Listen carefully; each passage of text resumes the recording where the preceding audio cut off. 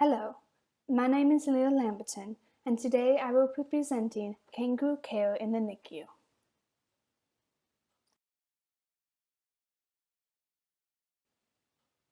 The objectives are to learn what kangaroo care is, when it started, its benefits, and how it is implemented in hospitals today. What is it? Kangaroo care is practice of placing the infant, wearing only a diaper and cap, prone on the mother's bare chest and then covered with a blanket.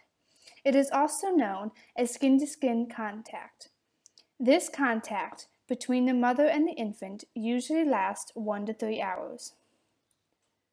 Before kangaroo care, neonates were kept only in their incubators and they were not allowed to be held by their parents.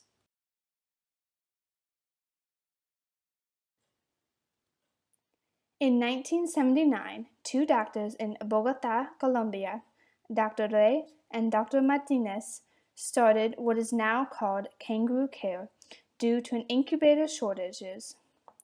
Over 3 years, the doctors recorded and documented the effects of kangaroo care on infants. In 1983, the research was brought to attention by UNICEF. And in 1986, the research had risen to global fame and was accredited around the world. From 1986 on, kangaroo care has slowly been implemented in NICUs across the world. Its benefits. A study done in 2002 by Fieldman, Eidelman, Sirota, and Weller sought to show the benefits of kangaroo care. This study compared two groups of 73 neonates. One group had no kangaroo care, and the other had kangaroo care. The results showed that the infants with kangaroo care were more alert and had less gaze aversion. After 6 months, these same infants scored higher on the Bayley Mental Development Index, 96.4 compared to 98.1. They also outscored the non-KC group on the Psychomodal Developmental Index, 85.5 compared to 80.5. The infants are not the only ones who benefited from kangaroo care. Mothers that provided the care showed more positive touching and adaptation to infant cues. They also reported less depression and perceived infants as less abnormal.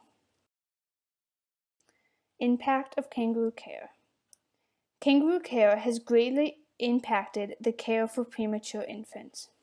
A study done in 2014 of 1,736 infants showed its impact. It showed a reduction in mortality, in nosocomial infections, hypothermia, severe infection, and sepsis, and length of stay in the hospital. This same study also found that it increased infant growth and breastfeeding.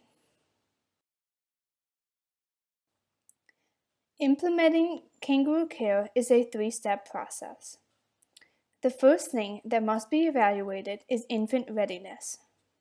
For an infant to be ready, he or she must be normothermic, show no tachycardia or bradycardia, have apnea spells less than 10 seconds, and DSATs with self-recovery.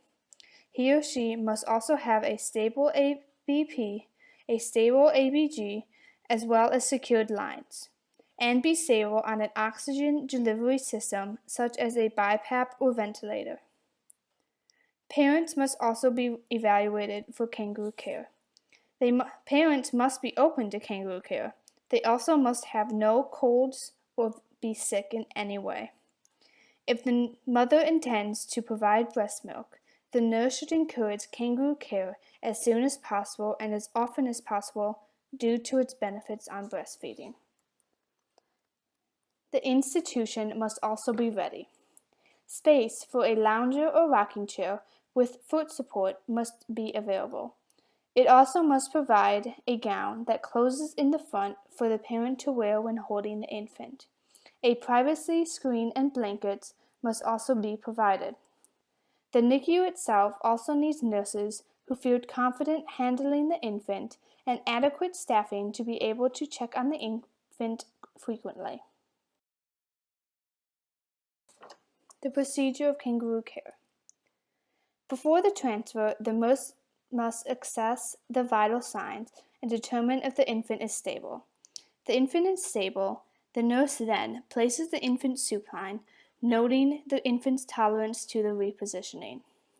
Then she isolates the chest and suctions the ET tube, if applicable. Then she changes the diaper, places the head cap, and folds a blanket under the infant. Then she sets up the space by positioning the KC chair beside the incubator and setting up the privacy screen. Once the space is set up, the infant is now ready for transfer. In a sitting transfer, the mother sits in the chair next to the incubator. The nurse gathers and frees all lines by the incubator door. Another RN disconnects the ventilator from the infant. The RN closes the end of the blankets across the infant's chest to contain the infant and to minimize physiological changes during transfer. The RN then places her hand under the blanket and lifts and places the infant on the other mother's chest. Then the ventilator is reconnected and the tubes are draped over the mother's shoulders. The nurse must arrange the blankets so that the infant is skin to skin with the mother. The head and neck of the infant should be slightly stiff to maintain airway. During kangaroo care, the mother and nurse must monitor and record the vital signs, as set by the hospital's protocol. Improvements. Most NICUs around the country were built before kangaroo care was widely implemented.